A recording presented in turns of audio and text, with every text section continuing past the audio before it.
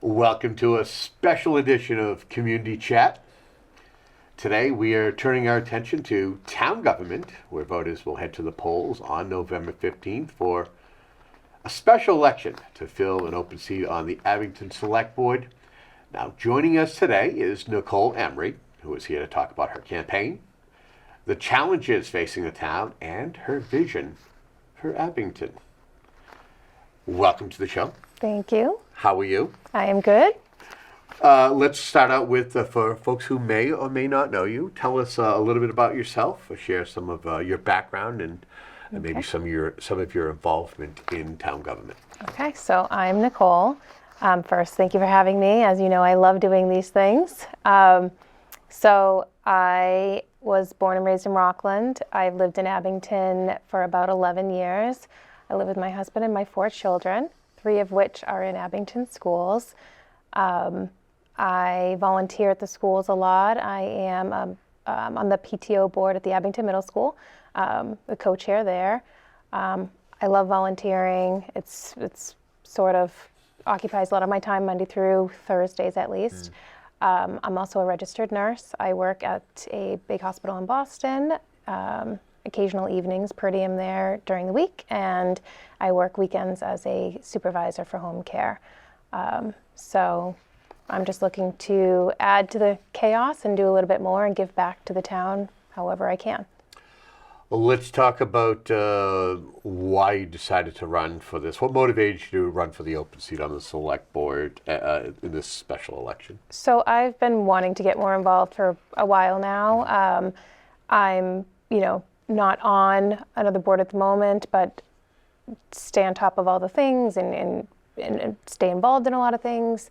I had been thinking about it, but hadn't really jumped on it. The opportunity sort of presented itself towards the tail end of the time to pull papers. So I had a conversation with my husband and just decided to go for it. And I'm excited, and I think it'll be good. This election and politics aside, what do you like most about Abington, and how does it shape the way you want to serve this community? I love Abington. I love that it's a small town, still has a small town feel. I'm very proud to raise my children here. I love that we have a lot of community events. Thank you to different groups that put those on. Abington Celebrates being one of the biggest one, or the one that puts on everything. I love that about our town. The support here when a family's in need, everybody coming together, all those things. I mean, I absolutely love it here. I'm from, a town away, but very happy to be a transplant to Abington. Okay. Probably one of the biggest conversations that folks are having is the projected budget woes that we're going to face in fiscal 27. From your perspective, what do you feel are the biggest challenges ahead when it comes to the fiscal management of the town? So one of the biggest challenges, as you may or may not know, is going to be that we're facing the possibility of an override. We are, like many other towns in Massachusetts, I think I recently read there's about 50 or more that are all facing the same challenge. Massachusetts pays some of the highest taxes in the country. And unfortunately, we don't get the most back. It sits at the state level. What happens with it, I'm not entirely sure, but we're all sort of in the same problem. So I think the challenge will be to, especially people that are on those fixed incomes and low-income families and, everyone in general. It's going to be a struggle if that, which I expect the challenge will be, that we're going to have a potential override vote, and no town wants to have to go through that. Yeah, you've alluded to it. It was something that the select board has mentioned, and that is that they're going to need. There's going to be a need for an override, and as to how they're going to do it, whether it's like a selection-based, pick your department that you'd like to see get money, and this could be something that's going to be needed for future budgets to balance. Do you believe that an override is necessary, and under what conditions would you support one? So I'm still looking at all the different parts of what's going into it. I think it would be really, really difficult to support one big override. I think that would price a lot of people out of town. I think it's a very difficult decision. And also when we start raising the taxes, our property values are going down. It's a lot to think about.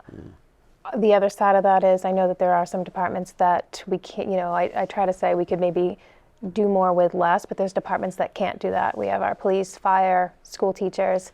You can't really do more with less in those areas. So there are going to be big decisions that need to be made, and the town's going to have to come together and make a decision about that.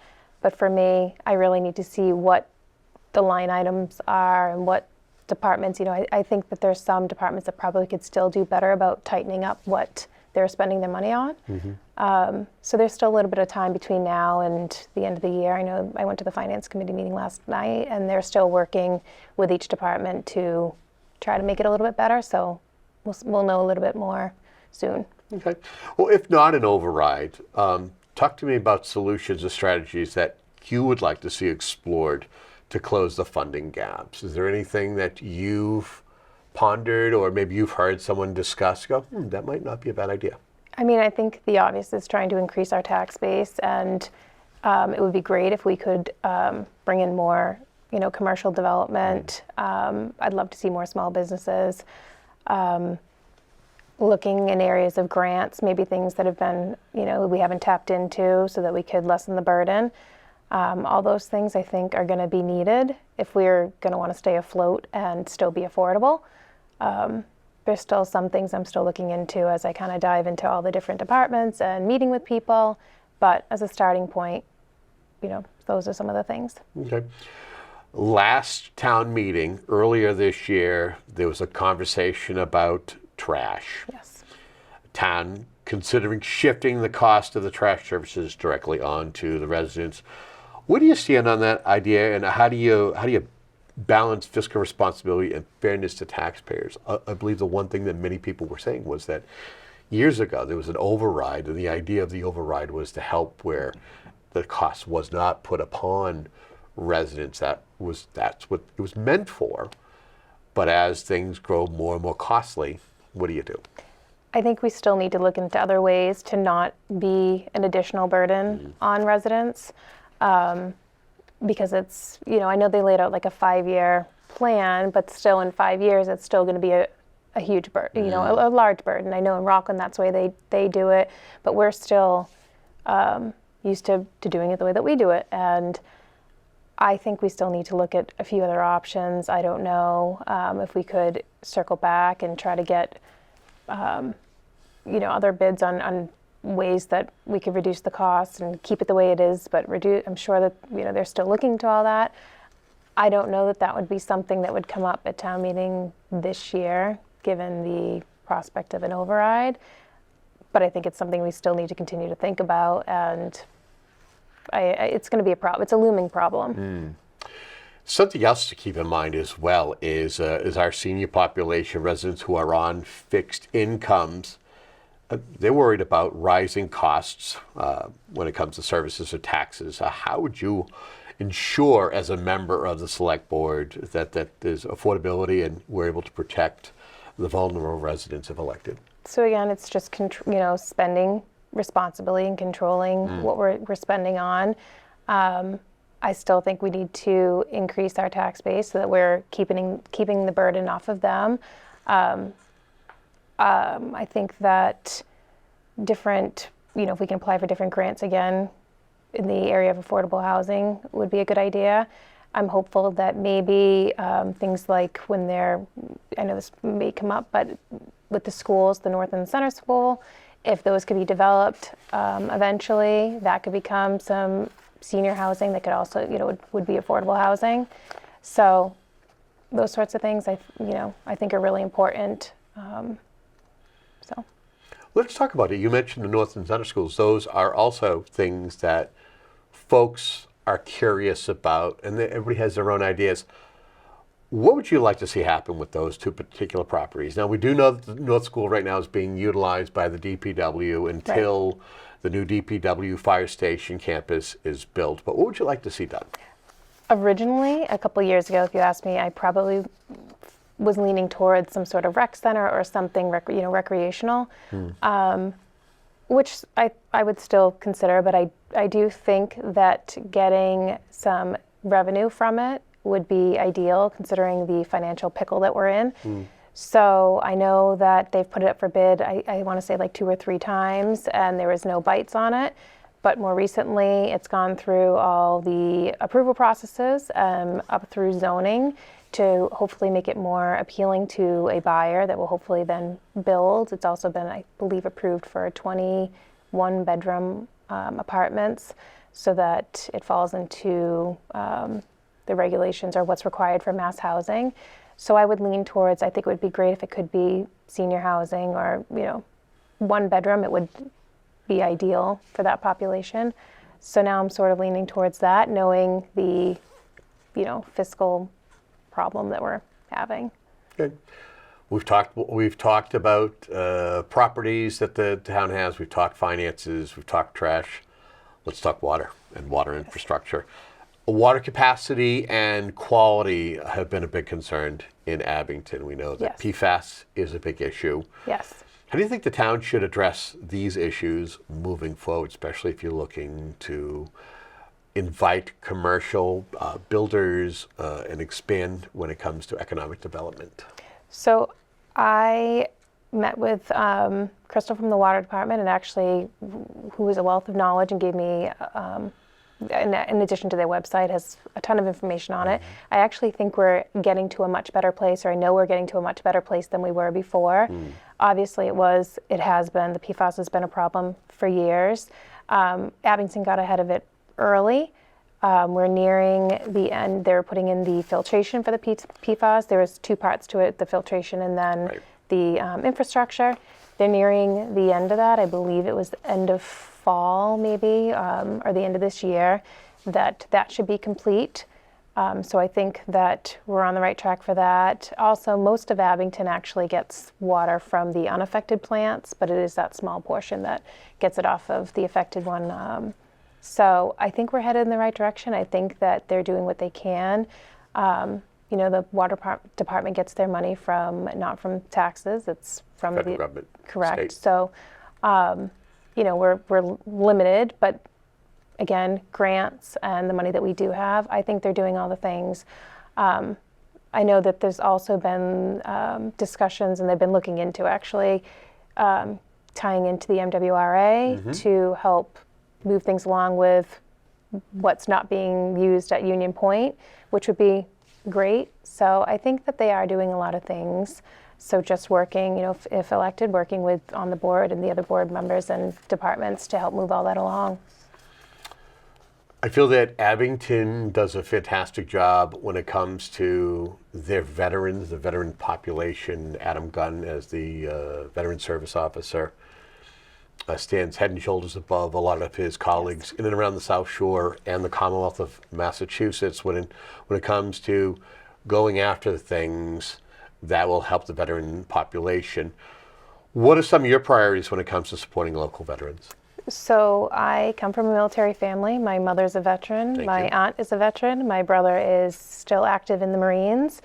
So I am in full support of our veterans, always will be.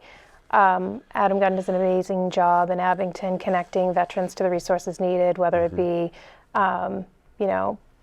financial assistance, resources, a lot of what their needs are. And I know this just from nursing is connection, that bridge to the resources.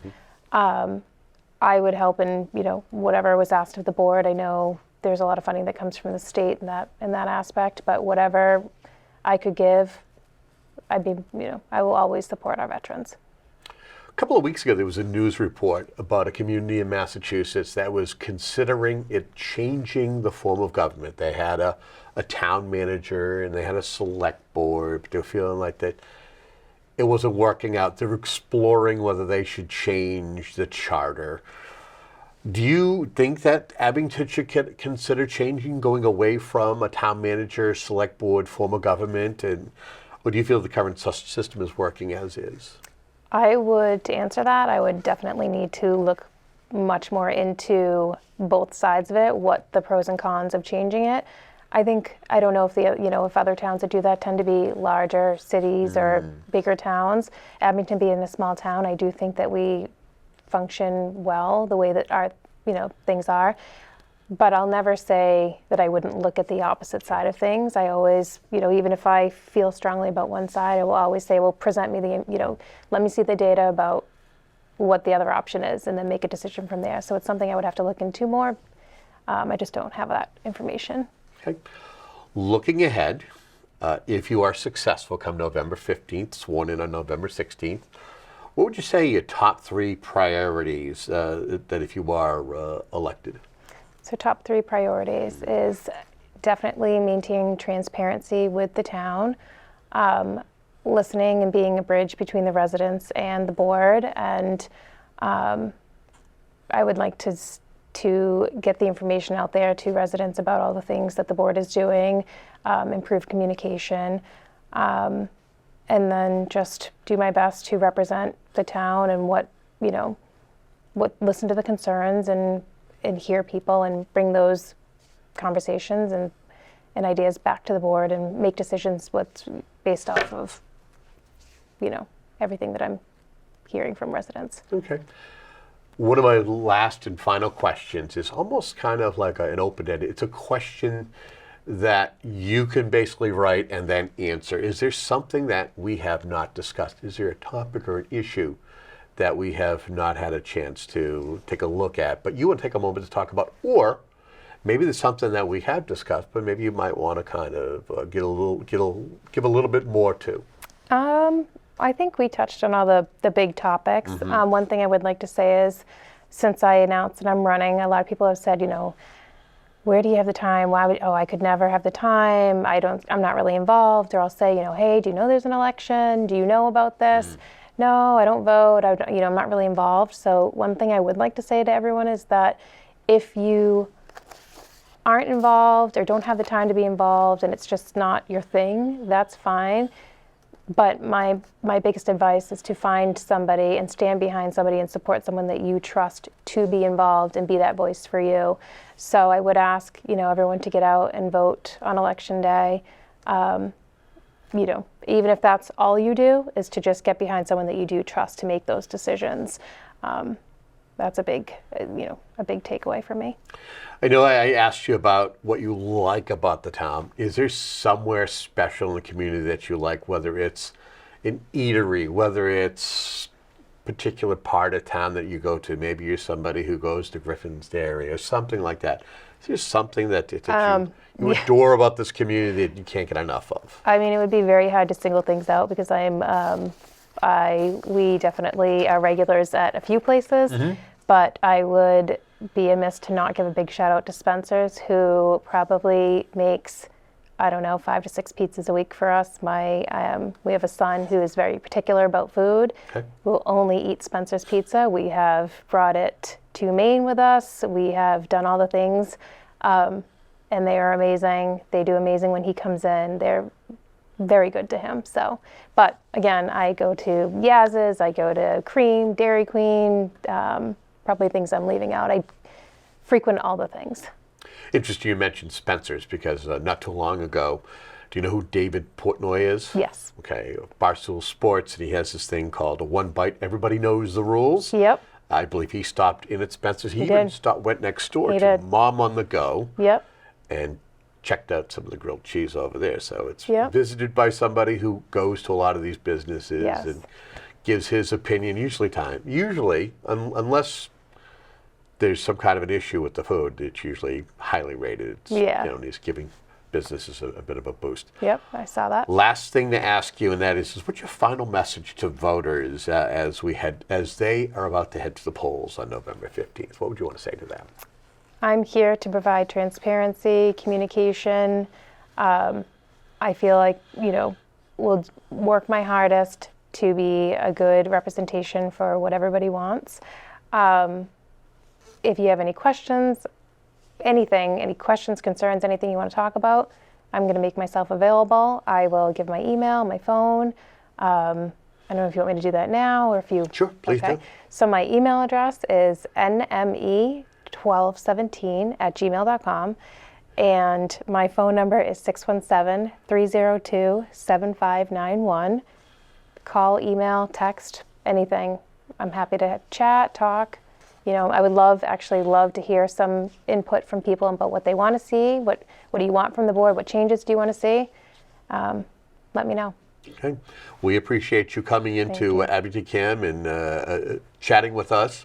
And we wish you, as we wish the candidates involved, the best of luck on November 15th. Thank you. Thanks to Nicole Emery, who is a candidate for the Abington Select Board, the special election on November 15th, for joining us today. For more information on the upcoming election and the candidates in this race, be sure to check the town clerk's office or visit the Town of Abington's official website. We want to thank you so much for checking out programs like Community Chat, as we do our best to keep you informed of what's going on in and around the community and the folks who are looking to serve it. Till our next conversation, have a great day.